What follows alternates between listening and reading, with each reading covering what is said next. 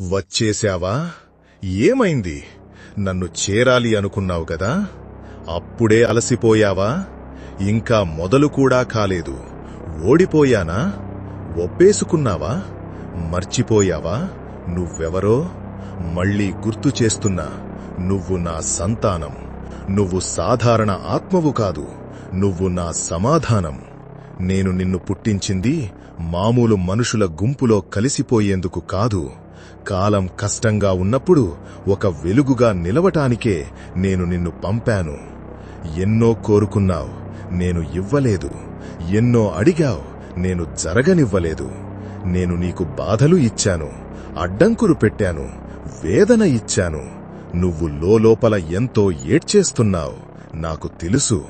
కాని ఎందుకు నేనిలా చేస్తున్నాను? ఎందుకంటే నిన్ను బలంగా చెయ్యాలి అనుకున్నాను కాబట్టి. నీ